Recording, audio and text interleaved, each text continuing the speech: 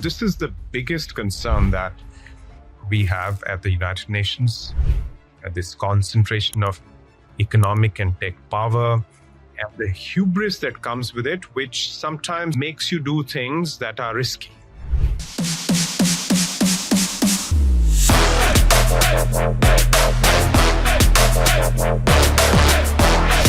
Welcome to today's episode of the AI Futures podcast, where I'm delighted to have Undersecretary General Amandeep Gill with us, currently serving as the Special Envoy for Digital and Emerging Technologies. Time magazine recognized him in 2024 as one of the 100 most influential people in AI. Let me ask you what your expectations are from the India Impact Summit. What are you hoping can come of international cooperation and maybe even cooperation within the global south? This is an important moment. The Secretary General would be leading the United Nations Delegation Summit. Exciting to see a comprehensive, optimistic agenda for the summit. The focus on bridging the AI divide, building AI capacity. I also like the focus on making AI more accessible to the common person in the street. One of the themes feedback on children's mental health issues. We also need to look at cognitive decline, the impact on social relationships, etc. We may get very excited about the economic impact, but not realizing that the ground may be shifting from under. I think Indian students in particular need to be careful about not getting bogged down in what is called ratta, rote learning. AI is going to kill that. There should be a massive focus on talent development.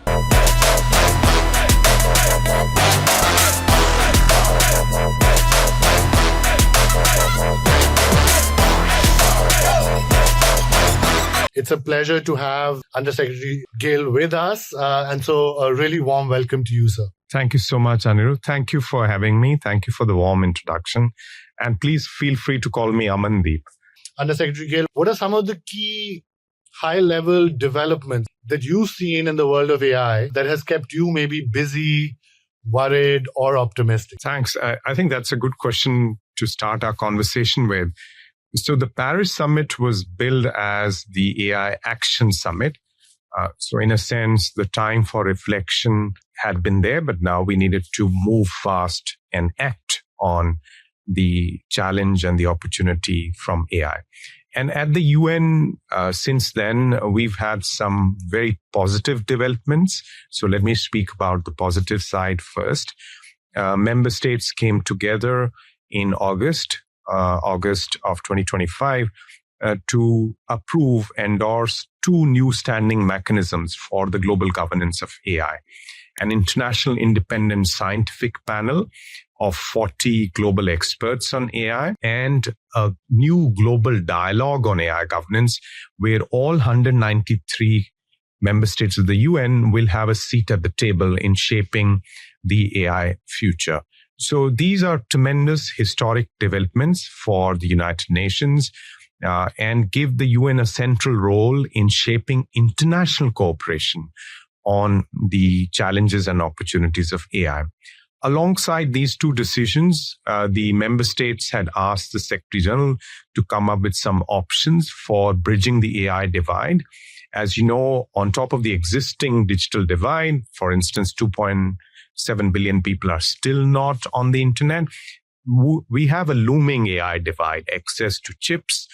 In Africa, all of Africa, less than 1,000 GPUs, which a single university in China.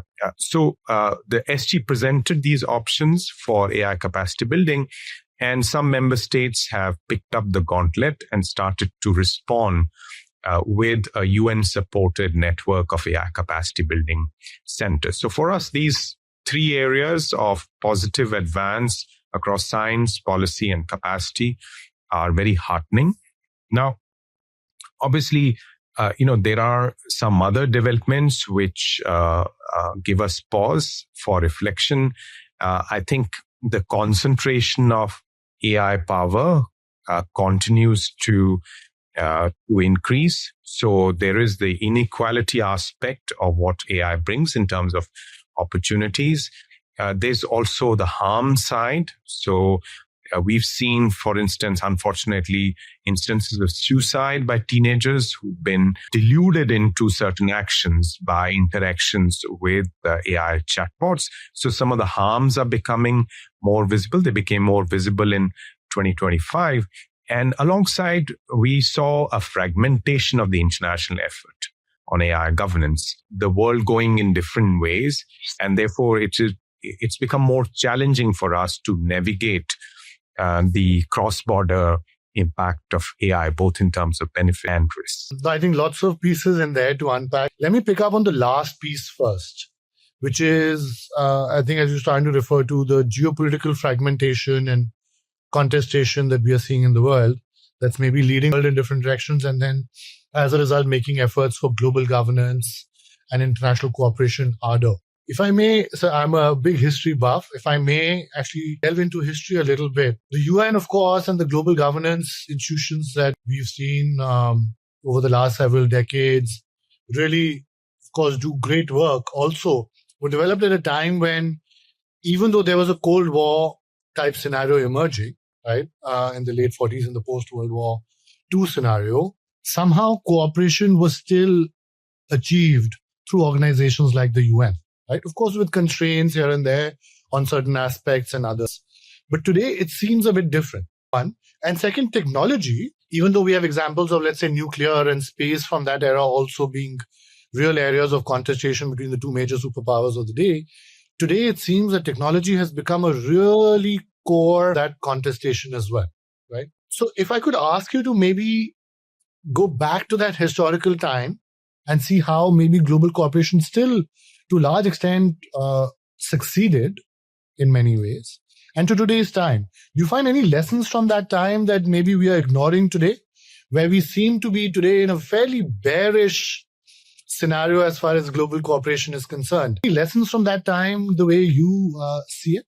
One big lesson from previous waves of technological advancements is that technology diffuses, it proliferates. And often we underestimate the rate of diffusion. There is this contradictory aspect to technology. On the one hand, concentration. On the other hand, diffusion and democratization. And the two proceed often in parallel. You saw that with nuclear technology, space technology. There's still concentration of that, but space technology, for example, has diffused quite a lot. The application, satellite fabrication, the use of satellite data, is now widely available. So I guess for AI as well, I believe some people are overestimating the benefits of concentration for themselves. So I think AI is going to diffuse. It is going to be developed in different contexts, in different ways. There will be concentration. There will be some who will get left behind, unfortunately, and we have to think seriously about that challenge. But AI will diffuse rapidly. And then again, in terms of cooperation around standards, around guardrails, around facilitation even of the opportunities. Let's say, if you have liability issues in different markets and you don't have common templates to address them, as we saw with e-commerce, the UN bodies have come up with these facilitation mechanisms, templates, etc., then the opportunity is going to be stunted. And so you might think today that if I just prioritize benefits for myself and don't care about these kind of facilitation mechanisms, I will corner more of the benefits. But the historical evidence is that, you need cooperation in certain areas around standards, around, mutual facilitation, recognition of different ways of doing things. That's right. That's right. We forget the lessons of history very quickly, unfortunately, and then have to painfully learn them again. Is your sense that the global standards piece, right, as you mentioned, for AI safety, for, let's say, even auditability, especially as the technology proliferates, are you hopeful that global standards and global agreements on AI safety, etc., will actually come together? Or is your sense that the economic and geopolitical competition will keep this process relatively slow, given sometimes the myopia that takes over, as you were referring to? I'm hopeful, specifically on standards. At the United Nations, we facilitate standards development. There is a triumvirate of international organizations, the ITU, the International Telecommunications Union, which is now 160 years old, started way back the days of the Titanic, with radio frequency related standards. And then you have ISO, IEC. They have, standing committees looking at standards. And you have other organizations like IEEE, SETS-NLEC, and others, who are working on standards. There is still space because, the field is growing. So you will see a multiplicity of standards. And we have suggested through the work of the high-level advisory body on AI that there should be a standards exchange, that kind of a marketplace for standards where the best standards win. And there's capacity building and greater understanding around the standards that work. So I think this is still in its early stages, but I'm hopeful that eventually we will sift through this complex landscape of standards, which is also proliferating in a sense, and come up with the right lessons that enable us to have common standards across different geographies. Much like history is written by the victors, standards often end up getting written by the dominant economic players or the creators of the technology. Unfortunately, we've seen that standards will often also get geopoliticized. Countries or developers of technology will try and push their standards across as a way to maintain economic wealth and create moats. So how do you ensure that the voices of the others get a fair seat at the table? Exactly. This is why, the idea of the AI standards exchange, and we had in December in Seoul, the first AI standards summit where some of these international organizations, the stakeholders around them came together to discuss the evolving landscape of AI standards. Ideally speaking, a standard should be tech neutral, business model neutral, and it should facilitate the business of companies, actors in that space in an equitable way. But then, if you've had a kind of a major hand in crafting those standards, the inner workings of it better than those who are at the periphery or outside, then it may create an advantage for you. So I think we have to avoid that risk by transparency measures, by more inclusive development of standards, and importantly, capacity building around standards. Because often I see that, if you look at forums like the Internet Engineering Task Force, IETF, where standards for the internet are being set, often you find that many countries, especially from the global south, don't have the expertise to participate in those discussions. So I think that's the first barrier that we need to break. And I've been very happy to learn. I participated in the program that ISO IEC recently did on AI standards, brought together practitioners from the global south. And I spoke to them. And there is this now attempt at capacity building around standards.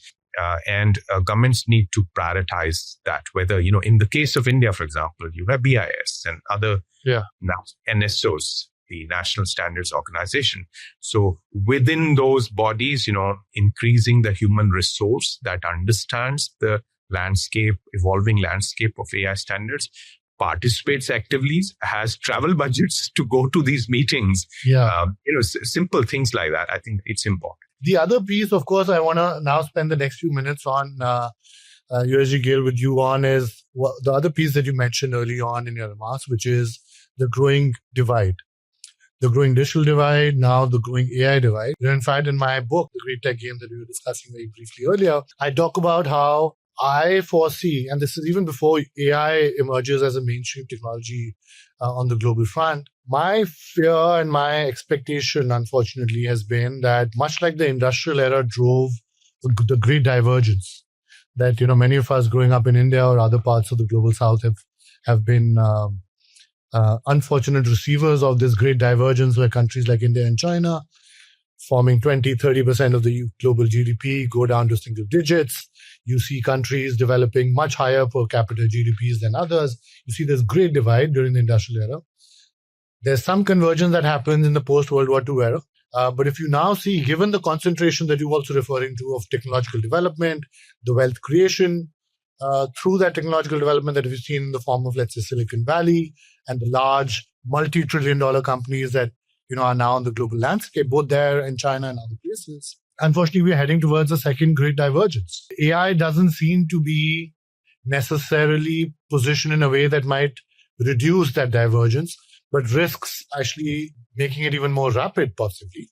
So I want to get your views on how you think the global South and the countries that are not necessarily at the cutting edge of tech innovation in AI, how can they start to think about this growing, I would say, global, geopolitical, social, economic issue, and what can they start to do about it? Right. No, this is the biggest concern that we have at the United Nations, this concentration of economic and tech power and the hubris that comes with it, which sometimes, makes you do things that are risky. Because you think, no one else can match those. So I think we've seen that story before, but with AI, there is greater risk of that. In previous industrial revolutions, some simple things like, watchmaking, the clockmakers in Europe, that led to the development of machinery making, capital goods manufacturing, etc. So if you miss that, then, you were thrown back several generations. Similarly, the energy revolution, the coming of steam. If you miss that, you were behind, thrown back perhaps 50 years. We cannot afford to let that happen because this great divergence would not only be about, a divergence among countries, but it would be a divergence within countries. Absolutely. Even in high-income countries, we may have great disruptions in terms of, white-collar jobs, other impacts that this technology will bring. So winners and losers, it can't just be that they will stop at the borders, they'll be within your borders. Well, so actually, in fact, if I may, one of the conclusions I even draw in my book is during the industrial capitalism era, pre-World War I era, similar hubris emerges, similar inequalities emerge within countries also, not just between, as you're rightly pointing out. And the result, if you can look at it from a big picture perspective, is the massive socio-political battles that happen in the form of communism, socialism as ideological battles with capitalism. And one can argue the Cold War is a result of that. Many can argue that World War II is a result of that. And colonialism. Colonialism, of course, is a massive implication of it. And so we cannot dismiss these inequality pieces within countries and amongst countries as purely an economic problem. It's really a socio-political problem, possibly a war-like situation can emerge. And so, of course, it's a very serious problem. First and foremost, leaders. This means prime ministers, presidents, but also ministers and senior civil servants need to take this much more seriously.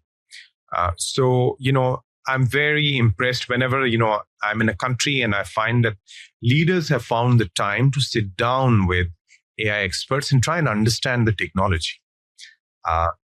So I think that is the most essential step, that there is a whole of government, whole of society, societal leadership, not just the private sector, but university dons, ministers, senior civil servants who don't just dismiss it as a fad, but take it seriously and try and understand the technology. Not out of fear, not out of, hype, but in a very, very practical way as something that's going to change societies, economies, and even political systems and relationships. So that's step one. Two, I think there should be a massive focus on talent development. So at one level, it's skilling, AI literacy. And there it's interesting to see that if you look at the leading AI models, whether it's OpenAI's chatbots or others, the demographics of use. So many of the middle income, lower middle income countries, Brazil, Indonesia, India, the demographics of use are shifting that way. So in classrooms, we already have issues with education in the global south, quality of education.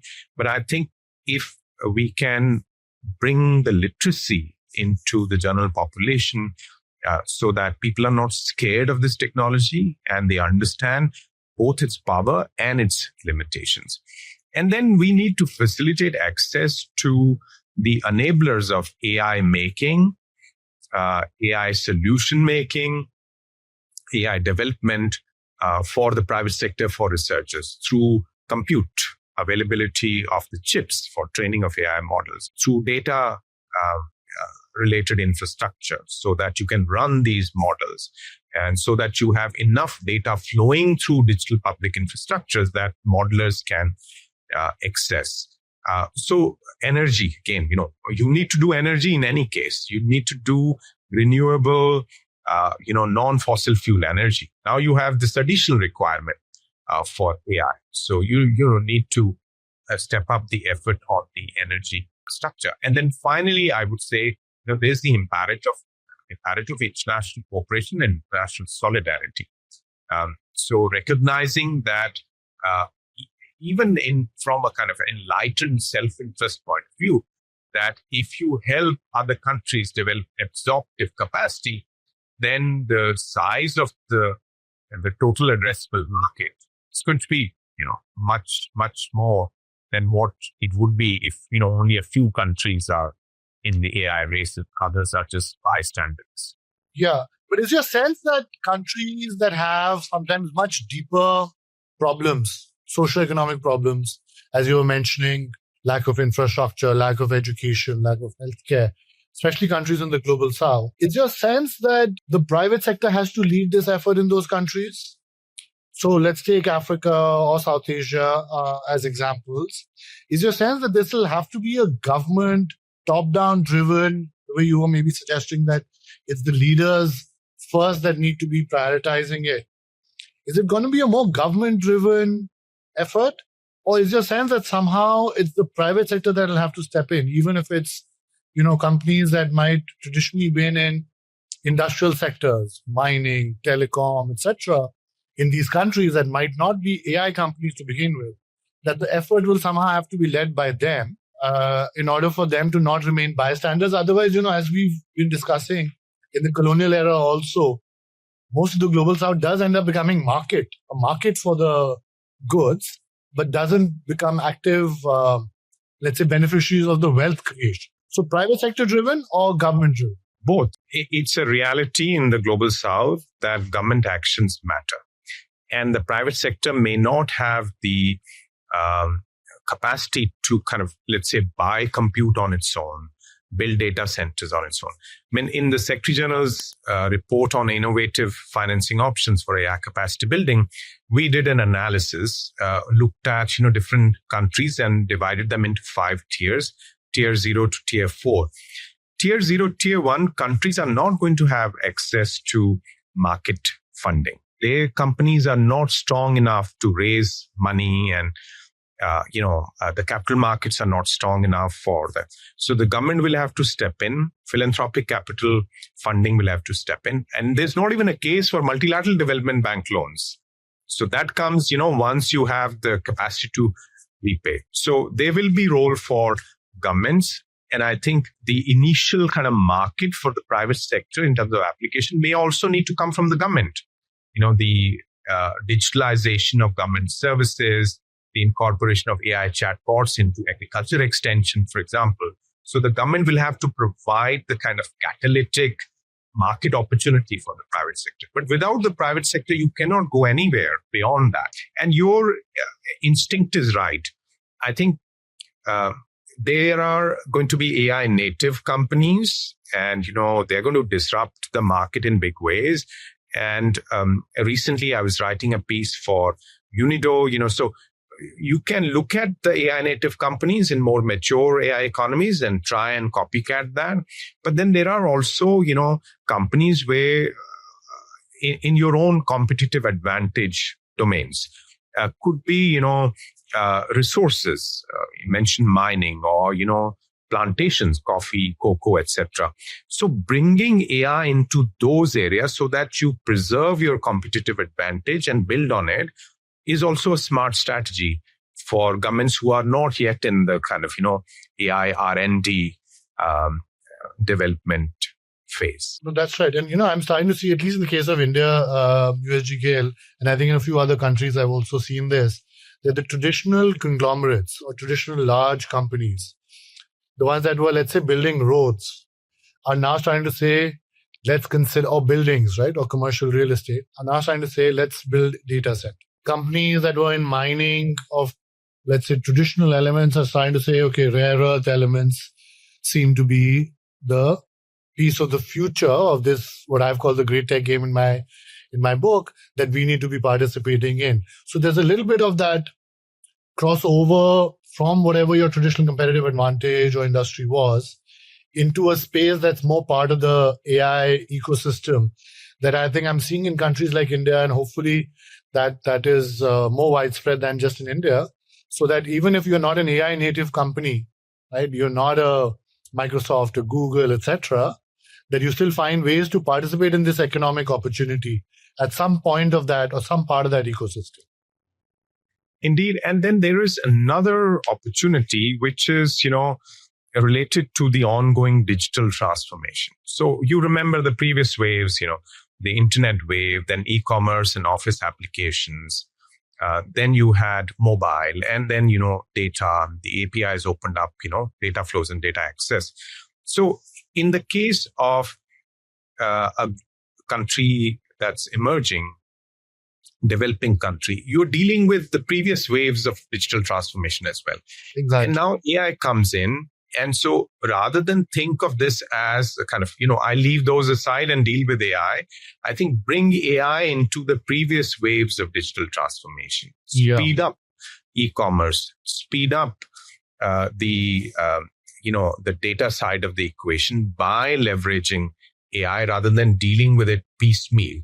Or just giving up and saying, let me keep focusing on internet connectivity because I will deal with AI later. Correct. Now do a combined approach. Yeah. No, you have to see them as layers building upon each other, and you can't see them, unfortunately, as very distinct.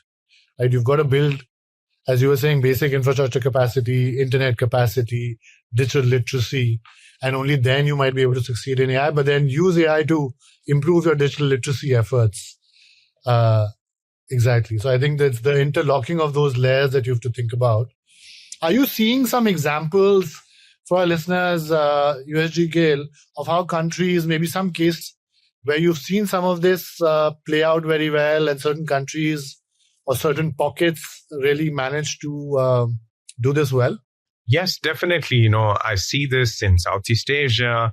I see this in Africa, many parts of Africa. I also see this, in places like India. There is the infrastructure side. So the National AI Mission in India, is 40,000 odd GPUs being put together with government taking the lead, in a sense, subsidizing access to researchers, developers, smaller companies for the time being. And eventually, they grow strong enough to be on their own. And then I see this in Vietnam, other countries in ASEAN, where you have the development of context-specific, language-specific, agentic AI, which sits on, edge devices, which is more trusted by the population, etc. So a deeper tech view of AI as well, apart from, facilitating absorption.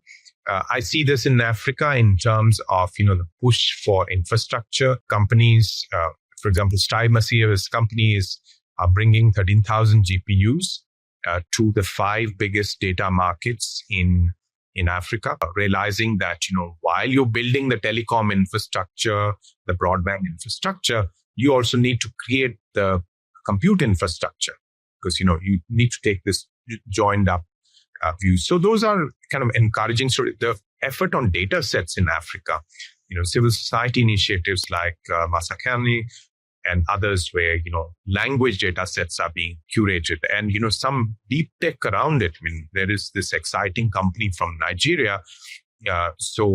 Building a kind of a voice first AI approach rather than, text first LM type of an approach with these tonal languages like Yoruba. So those are kind of, hopeful signs that, the diffusion, democratization, the contextualization of these technologies, and also not looking so much at specific solutions, but because there's an infinite set of solutions. Possible. Yeah. And you can't say, I'll solve for cervical cancer or climate change resilient agriculture. The deeper enabling. And I see encouraging signs of this kind of focus.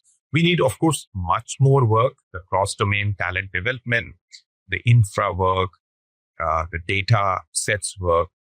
But I think there are some good signs now. Unfortunately, I think one of the key implications of the concentration of power and technological innovation in certain countries in the world, one of the deeper implications of it is the developers there or the founders there decide in many ways what they want the R&D dollars to be spent towards solving. So a very simple example is if it's being developed in the US and the US is short of talent or short of people, short of labor, it'll develop labor replacing technologies as the priority.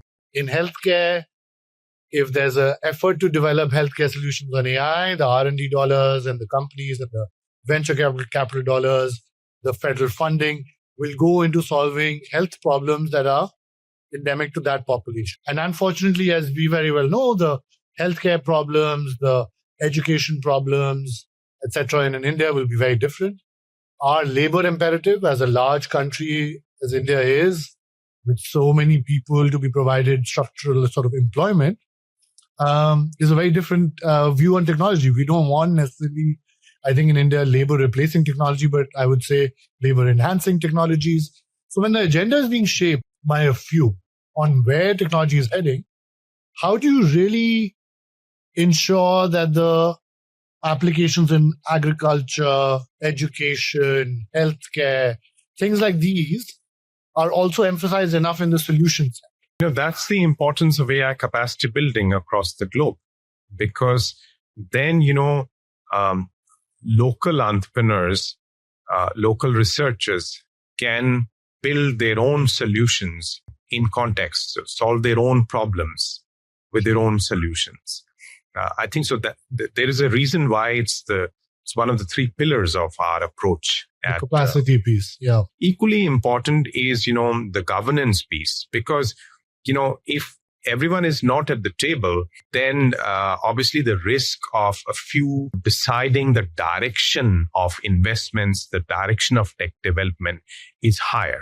Other pillar of the governance pillar, the policy pillar, that's so important. And then the correct understanding. If you don't have the right understanding of where the technology is headed, then you cannot place the right bets.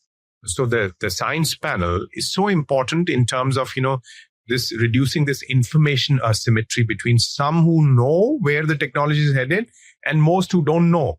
So they are just guessing. There is still a lot of hype in terms of AI applications in education, health, etc. But a few areas are becoming very obvious.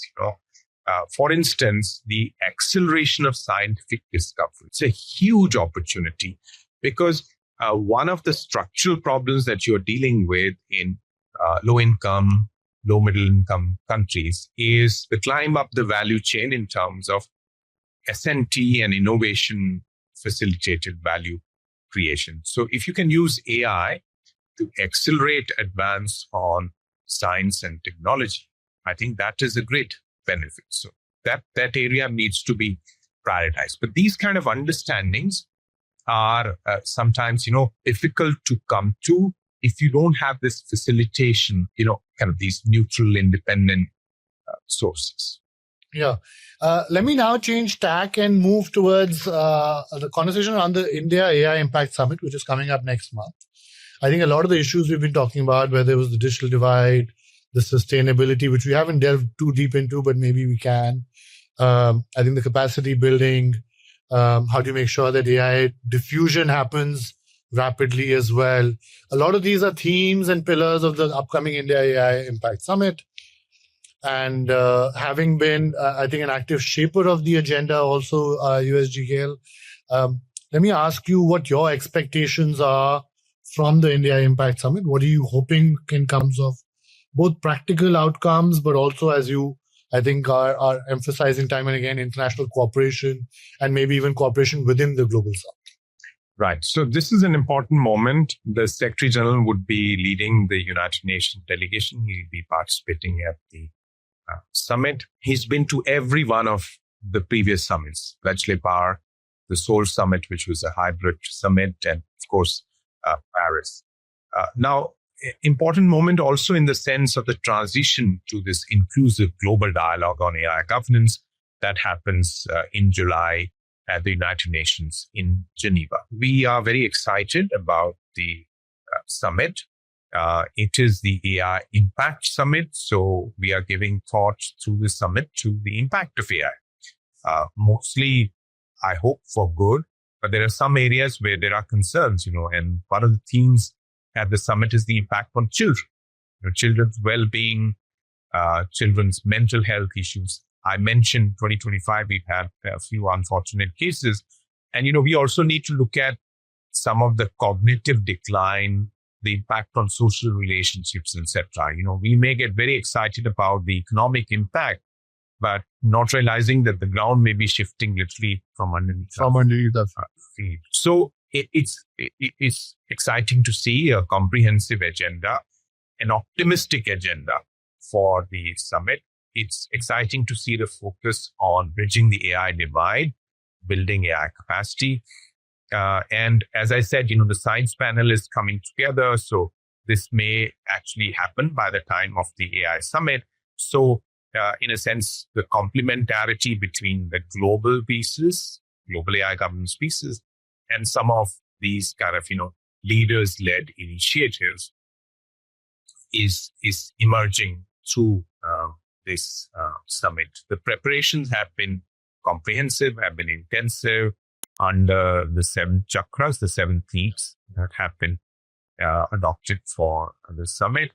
And personally, I also like the focus on, let's say, making AI more accessible to the common person. So not keeping it abstract, but, relating this technology to,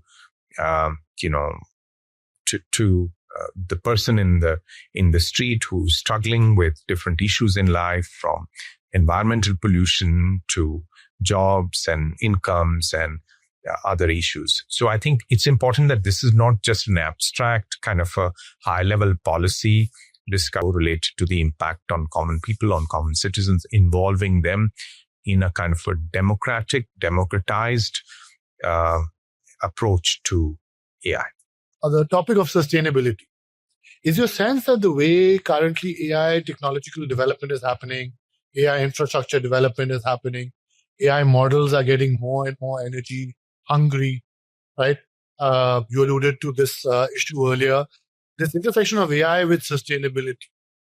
Are we at risk, USG Gill, of making the same mistakes that maybe we made with the industrial era, where we looked at the scale and the efficiency a lot? Absolutely. Of industries, but never thought about the energy impact or the ecological impact of the energy choices we are making? Is your sense that we are making some of the same mistakes today? And if so, where are you seeing maybe signs of possible solutions so that we don't end up making possibly the biggest mistake of all, which is of destroying our ecology? Absolutely. So this is a very important risk alongside the societal implication that we discussed earlier. I mean, it's almost akin to the choice we made to go for the internal combustion engine. Correct, exactly. Back in the day, you could have gone with battery-powered cars and, taken a different approach. But we chose another path. You went for the cheapest, correct. You went for the cheapest option often right. at the risk of what was maybe in the long run the best. Right. So AI, it's compute intensive. So using it to kind of, do what previous, Web 1.0, Web 2.0 type business models have done, placing ads, etc., more addictive applications, I think that's a mistake from a kind of a broader public interest perspective. But if we are talking of scientific discovery, acceleration, some of the applications in, let's say, building climate change resilient agriculture, enhancing productivity there. And obviously then, those are kind of, better uses of AI. And also this heavy emphasis on large models Correct. that are very energy hungry, resource intensive. I don't know if that's a wise choice. You have SLMs, smaller models, more sustainable, that can do most of the jobs. So, I think we need to shift the emphasis. And then rather than a competitive development of models, we need more collaborative development of models. If we are going to develop the same AI 500 times over in different geographies because we are competing with each other, then, I don't think that's wise. So open source, shareable models, that collaborative team efforts to build data sets and, train models collaboratively. I think those are some ways in which we can reduce the print. But also we need to, as we build these data centers, these AI super factories, what kind of energy sources are we going to rely on? If we can use this excuse, it's like the oil shock of the 1970s, which led to a massive increase in nuclear power. If we can use this opportunity to also double down on renewable resources, increase the pace of development there, I think then we are going in a good direction. But if we take the easy pathway, I need the cheapest energy, then obviously we have. I think that's a real issue of leadership, as you, I think, earlier also alluded to, that I think both the political leadership, but also the private sector leadership has to really have a little bit of the long-term vision driving them. Otherwise, we can very easily go into the abyss of, competition, much like the colonial powers did, back in the day, that I know that if I don't do it, the other one will, and hence let me just do what I can in the short term. I think that kind of competitive thinking often is not wise. Anirudh, let me move now into the last segment, which is a rapid fire segment, which we try and have a little bit of fun with after, I think, navigating a lot of very serious and very complex questions. So I'm going to quickly go through some rapid fire questions with you. And some are targeted at students, some are targeted at policymakers, and some might be a little bit more personal. So for students to begin with, we were talking about, Peck, graduate of PEC in Chandigarh. So I'm going to flip the question and ask you, if you were talking today to a student at Peck, Punjab Engineering College, for those who might not be familiar, then how would you explain, rather, AI and the importance of AI to that student? I would advise them to take to it without any fear or trepidation. Adopt it, research in their writing, in their project work. So don't hesitate, step forward. And I would also advise them to develop more of a cross-domain thinking lens, because engineers have their own hubris. They think the humanities types are kind of, not worth paying attention to. So they need to kind of, think about, because this is not just a tech for tech issue, it's the societal implication. Yes. So hang out with the, students from the medical college, or hang out with those who are studying law and political science. Try and understand how technology meets society, technology meets economics. So those are the two things that I would advise. Which was going to be my second question. So you've stolen the thunder of my second question, but I'm still going to ask you. Now, let's say you were not talking to a student who's already picked engineering, but a student who's contemplating what to study. what would you today advise them to study? And this question was coming exactly from the cross-domain point that you made. Would you rather that today, in a country like India, of course, we've seen engineering be preferred, or like law and medicine be the domains that, parents typically have pushed their children towards. But today, given the humanistic problems that AI is also, societal problems are not going to be solved by technology alone, what would you advise a student to study? Technology or non-tech domains? And you have to pick. I'm going to not pick, because I think at the end of the day, you have to follow your heart. At the end of the day, tech is not going to disrupt passion. Tech is not going to take away, what makes your heart sing. So if it's poetry, go with poetry. If it is coding, go with coding. But don't follow, my uncle said so-and-so, That's right. or, I have a cousin who's making a ton of money in the tech sector and therefore I should do it. Do what you feel is, your kind of heart's desire. Sometimes it's not easy to find what your heart's desire. Sometimes you may have to do a little bit of experimentation, turning the dial on the radio till you hear the music, that kind of a thing. So again, don't be afraid to experiment. You may start on a career path and you realize, no, this is not. So flexible enough that, you can move into something else. And tech is going to disrupt jobs, careers, etc. But if you're good in what you do, if you're following your heart, I believe that the opportunity is going to be there. So, we heard about radiologists. You should stop training. We need more radiologists today. Yeah. So I think we have to be careful about picking winners in terms of, careers, and, just go for quality education. Yeah, I think that's absolutely right. I completely agree with you on that. And as someone who, went to a liberal arts college for my undergraduate and really experimented before, you find that, as you said, that right wavelength on which, the music starts to play for you. I think that's an absolute point for younger people to keep in mind.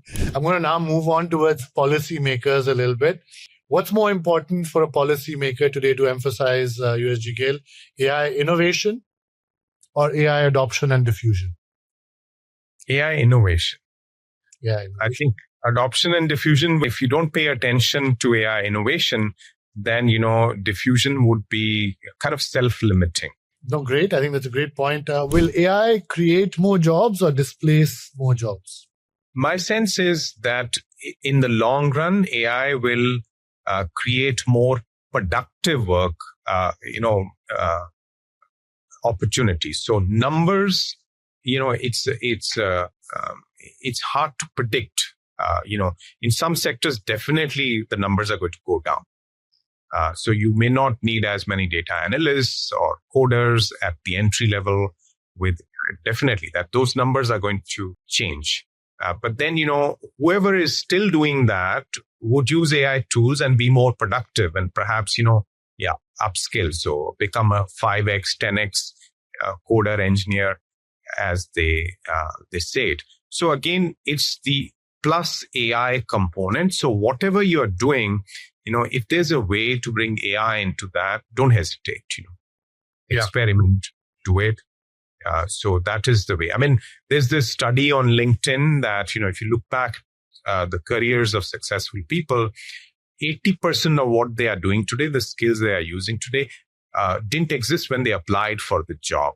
So they developed them over. And same is true with AI. Yeah. And if anything, I think that trend will accelerate, right? I think the skills that we've learned will become obsolete very quickly. So we have to, in many ways, as I think many people say, learn how to learn and not just be set on certain skills. But 3 kinds of jobs that you think might become even more attractive over the next 5-10 years. I don't know specific jobs, but I think 3 areas of expertise.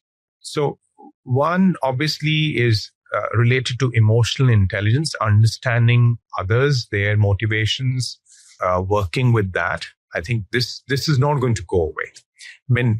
AI is not going to be able to do that. In the foreseeable future, you cannot, unless we have a totally different paradigm of technology. So that, I think, That's one area. The second area is, creative thinking, structurally creative thinking, blue sky thinking, where, you somehow bring things together that you wouldn't have otherwise brought together. So this kind of a higher level, connection making. Connecting the dots. Again, going back to, I think, your interdisciplinary cross-domain education point. Yeah, that's where the dots start to connect sometimes where you didn't think was possible. This kind of an ability to, beyond the creative connecting the dots side, to bridge domains.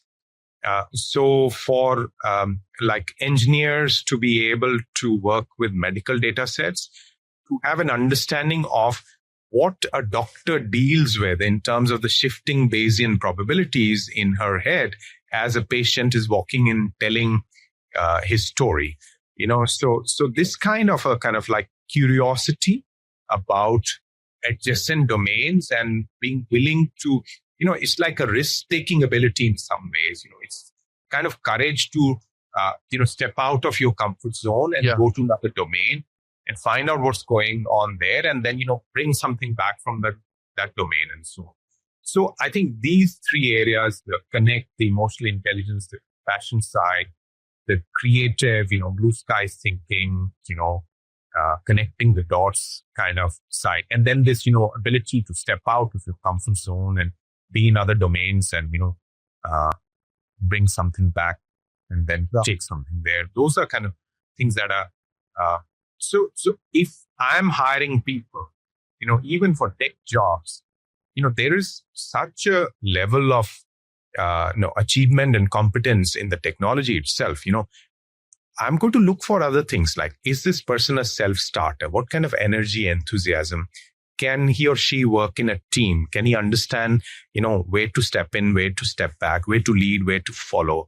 Those are the kind of things when you're hiring people, you look at. So Indian students in particular need to be careful about not getting bogged down in what is called ratta, like rote learning. No, that's right. AI is going to kill that. Absolutely. Yeah. As long as our exams and our question papers change, if they stay the same, then I'm worried. Can I say one more thing? This is not about technology, etc. But, human beings, we are embodied intelligence. So we move. We think in 3 dimensions. When we are writing, we are thinking very differently from when we are typing on the keyboard, because it's a different dimensionality in terms of, thinking and so on. So it's very important for students and children today to prioritize health, movement, stretching, some kind of physical activity, playing music, catching the ball, throwing the ball. And it's very disturbing. If you talk to school counselors, there's obviously the mental health issues, etc. But children today are not able to catch and throw balls as good as they used to earlier. And I think this is a mistake, because we are in for some cognitive decline if we are just going to engage with, knowledge, through text, through screens, etc. Sitting down with people, running around, engaging with nature, moving our bodies, those are the things. In terms of evolution, this is how human beings have learned. This is how, our intelligence is collective, embodied intelligence. It's not just sitting all here. That's right. That's around us. It's in other parts of the body as well. So I think this is the biggest lesson that we need to emphasize. Why is it that some tech villains are sending their children to schools where there are no devices? Yeah. No, absolutely. And, I couldn't agree more. I really couldn't agree more. Which application of AI keeps you up at night? I think it's the concentration of power. That's the one that I worry the most about. That, you have this divide between the architects of cognition and others who live in those architected spaces. I think this is also very dangerous for democracy, for human rights, for human agency.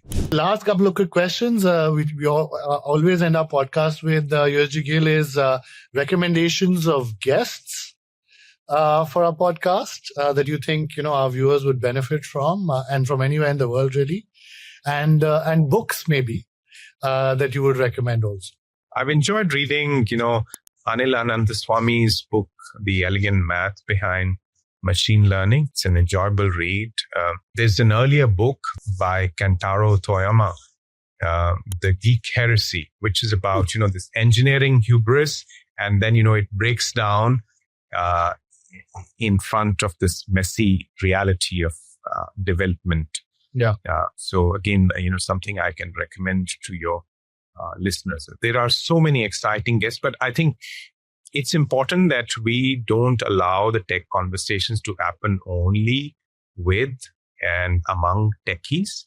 Yes. It's important to bring poets, philosophers, ethicists and others into the conversation. And you have some great examples. It's also important, I think, to have younger voices and, women and girls more prominently in the tech space.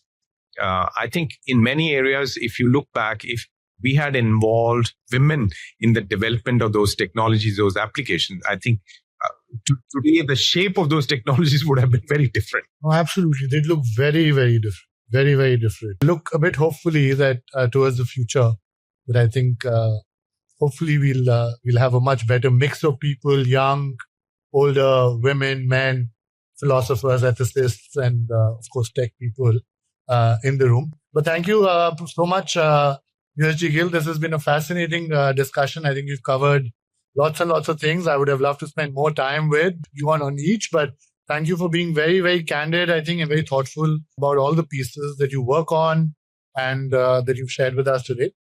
Thank you so much. And we look forward to seeing you at the summit.